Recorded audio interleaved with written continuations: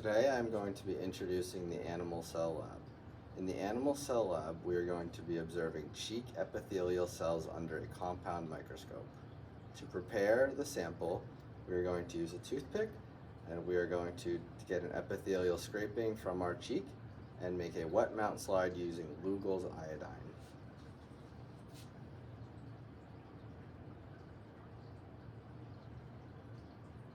So just there, I scraped the inside of my cheek up and down with the flat head of the toothpick. What I'm going to do then is smear my toothpick onto my slide so I get everything on it. And while the toothpick is on the slide, I'm going to smear both sides on it. While the toothpick is on the slide, I'm going to add Lugol's iodine. Lugol's iodine is used to stain these epithelial cells. Specifically, the nucleus is stained in the epithelial cells. The reason the nucleus is stained is because in the nucleus there's a high concentration of starch, and Lugol's iodine stains the starch. What happens is the Lugol's iodine forms a complex with the starch molecule. The starch molecule wraps around the iodine and it changes it to a purple, dark purple, which we're going to observe under the microscope. So after I've added the iodine and cheek epithelial cells to my slide, I'm going to throw away my toothpick. And to finish the wet mount slide, I'm going to use a cover slip. I'm going to put the cover slip on top of the slide, and any excess iodine, I'm going to dab with a paper towel and get the excess iodine off of the slide.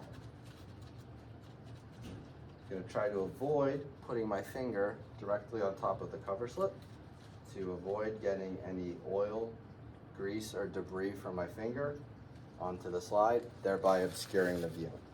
After we prepared our wet mount slide using the Lugol's iodine, we're going to observe our cheek epithelial cells under the compound microscope. We want to always start on the low power setting, which in this microscope is 10x. To observe our cheek cells, we're going to use the coarse adjustment knob. The coarse adjustment knob moves the most. And when we move the coarse adjustment knob, we can get our image into focus.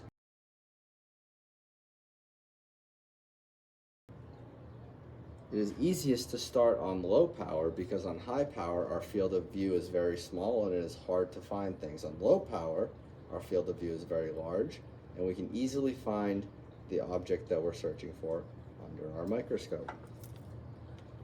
When I found a good slide with a clear dark nucleus, what I'm going to do is switch to high power. After I get into high power, I'm going to use the fine adjustment knob to put things into focus. On this sample, it became very dark when I switched to high power. What I'm going to do is change the diaphragm to allow more light into my microscope. This will better allow me to see the cells under the microscope. When I found a good cell that I'm ready to draw, I'm going to put it into fine focus, put the clips on the slide, and we are going to draw our image.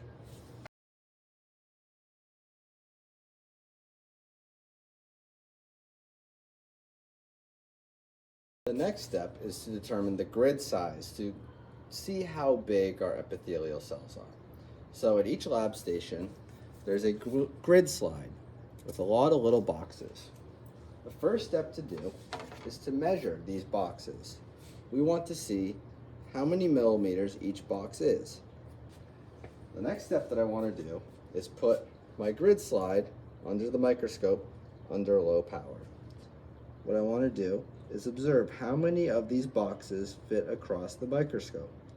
So you must decide how many grid cells you'd approximate to the nearest tenth using the microscope.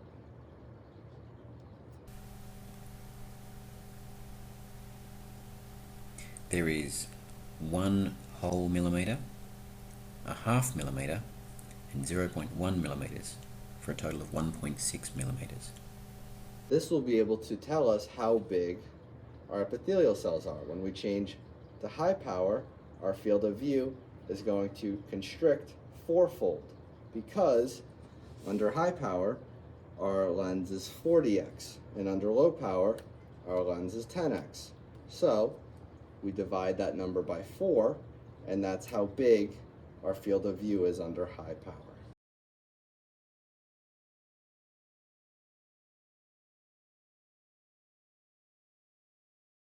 The final step is to estimate how many epithelial cells you think will go across your field of view under high power. Once you calculated your field of view using the data table from the previous section, what I'd like you to do is estimate how many of these epithelial cells are going to fit across your field of view. You divide the field of view by that number, and that is the approximate width of your epithelial cell.